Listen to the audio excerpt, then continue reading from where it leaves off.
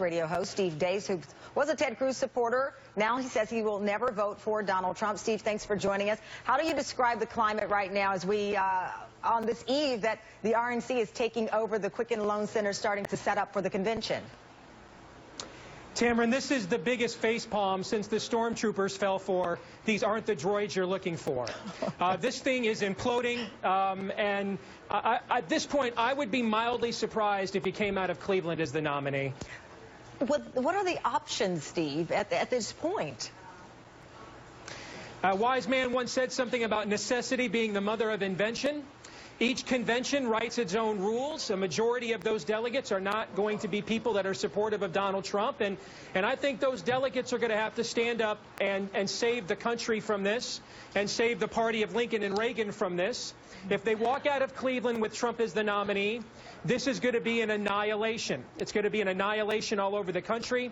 And it won't just be Mr. Trump that's annihilated. It's going to be a lot of down-ballot Republicans, a lot of the gains that Republicans have made in the few elections. For example, right now we have the fewest Democrats nationally in the legislative branch in 86 years. You will see a massive reversal of those numbers in November if they come out of Cleveland with Trump as their nominee. But who will lead this charge? You heard Paul Ryan, and he's going to talk with Chuck Todd on Meet the Press, saying that he is supporting the party, supporting Donald Trump.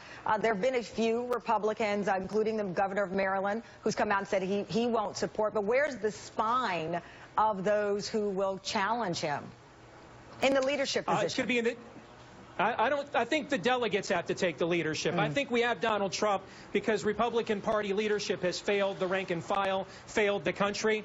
And so I think you're going to see the grassroots. At this point, I'd be shocked if there was not an attempt by delegates to toss Trump overboard in Cleveland. Now, I'm not as confident that it would be successful, but there will be something. Too many delegates are talking. Too many delegates are coming to me. Too many delegates are talking to each other. It is clear that they do not want Trump as their nominee. What are the delegates who are coming to you saying? We've been conned. This is a scam. We essentially nominated a lifelong Democrat who has found a way to run on the worst race-baiting, most divisive language possible so that we actually nominate somebody that confirms every liberal stereotype about conservatives to our own detriment. Other than that, they think he's swell. Oh, gosh. Okay, well, listen, there's a new wrinkle, I guess, for those delegates and for you opposed to Donald Trump. The Daily Beast is now reporting that Donald Trump bragged to the press in 1984 that he made a fortune. His tax return said he made zero income.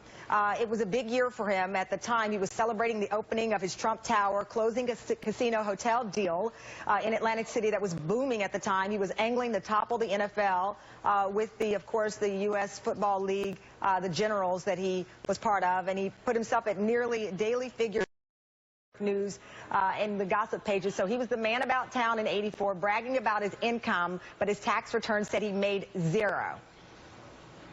I think that, you know, if you're going to be a conservative that's going to ask Barack Obama, where's the birth certificate?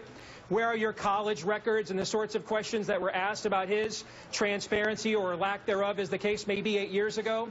You have a real credibility problem if you stand up and now say, I'm going to vote for a guy who won't release his records, won't release his financial records, won't tell us how wealthy he really is, what he's done with that wealth.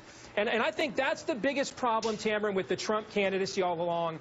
In order to become attached to it, in order to support it, you essentially have to sacrifice, if you're a conservative, almost every last scintilla of integrity you have left. And I'm just not going to do that. So you are from Iowa. He did not do well in Iowa. At this point, we did our job in Iowa, Tamron. You did your job as you wanted it to play out in Iowa. 4,000. He claimed 20,000. That was not the case. He also said that there were thousands waiting outside. There were not thousands waiting outside at this point.